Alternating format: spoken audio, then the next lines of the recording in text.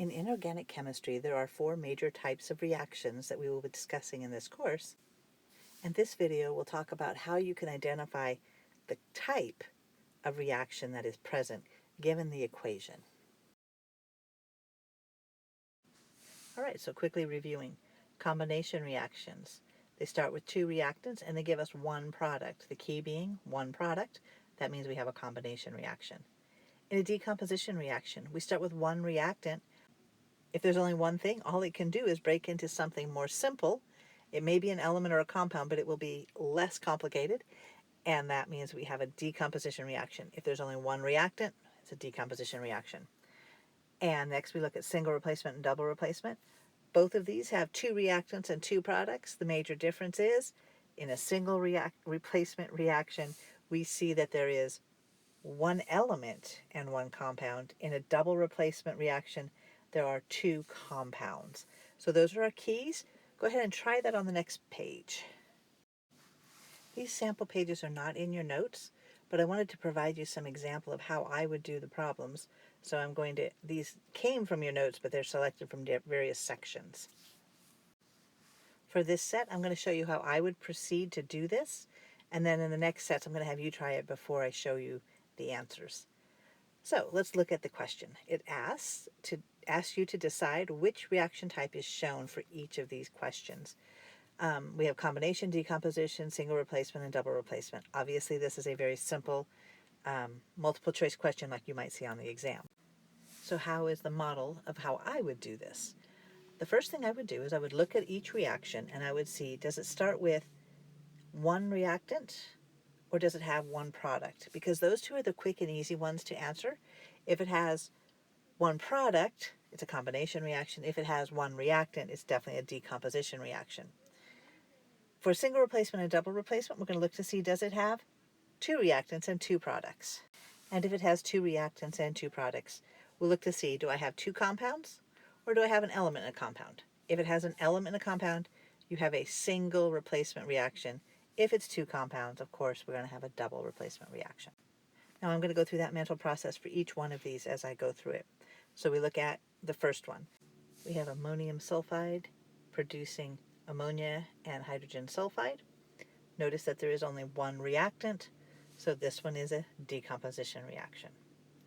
For the second one, for letter B, there are 2 hydrogen nitrates and a potassium carbonate makes 2 potassium nitrates and hydrogen carbonate. Here we see 2 reactants, 2 products, which tells us we have either single replacement or double replacement. In this case, we have both of them are compounds, or all 4 of them are compounds, and so that tells us that this is a double replacement reaction, letter D. And now let's go to question C.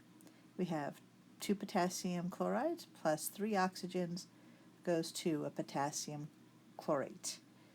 Notice that you don't have to know how to name these things. I'm just giving you the names so that you can see how they work. And you don't have to predict the reactions or figure out how many there are or balance them. You're just identifying what type of reaction it is. So in this case, we have 1 single product, which means this is a combination reaction, answer A. Now we can look at question D. We have chlorine plus sodium bromide makes sodium chloride and bromine. In this case, we have 2 reactants and 2 products, so that means we have either a single or a double replacement. And in this case, we have chlorine as an element, and on the other side we have bromine as the element. So we have an element and a compound. That means that this is a single replacement reaction. Now I'm going to have you try the rest of these on your own. So go ahead and pause your video. When you're done, return to me and you can see the answers. And welcome back. So for the first one, we have hydrogen sulfate plus sodium hydroxide gives us sodium sulfate and water. Here I see 2 reactants, 2 products. That means it's either single replacement or double replacement. And I see that there are 2 compounds here, no elements. So that means that this is a double replacement reaction, and we get the answer D. For the second one, we have sulfur trioxide plus water gives us hydrogen sulfate. And it looks like we have just 1 product, so that means that this is a combination reaction. On the next one, we have water is breaking down into hydrogen and oxygen. Here I see just 1 reactant, and that means that this is a decomposition reaction. And our last one on this page, we have iron and copper 2 sulfate makes iron 2 sulfate and copper. Here I see two reactants and two products, so it's either single replacement or double replacement. There is an element here, that being iron, and on the other side it's copper, and so we know that this is a single replacement reaction, letter C. Okay, here are four more for you to try. Go ahead and pause your video. When you're done with this, come back and I will tell you the answers. Okay, welcome back. We have zinc and hydrogen chloride makes zinc chloride and hydrogen. I see two reactants, two products. That means it's either single replacement or double replacement. So now I'm going to look for the element. I see zinc as an element and hydrogen on the other side is an element. So I have elements present. That means that this is a single replacement reaction. For the next one, we have copper and silver nitrate makes copper 2 nitrate and silver. And here we have two reactants and two products. So that means this is either a single replacement or a double replacement. And in this case, we're going to look to see for the element. Here I see copper as an element. On the other side, we have silver as the element. And so we know that this is a single replacement reaction. And the next one, we have hydrogen plus oxygen makes water. And for that, we see we have two reactants and one product. One product tells me that I had a combination reaction. The next one, we have sodium and bromine makes sodium bromide. Again, we have two reactants but only one product, and that means that this is a combination reaction. Now let's try the last set. Pause the video and return when you have them answered. Okay, welcome back. Here we have sodium chloride breaks into sodium and chlorine.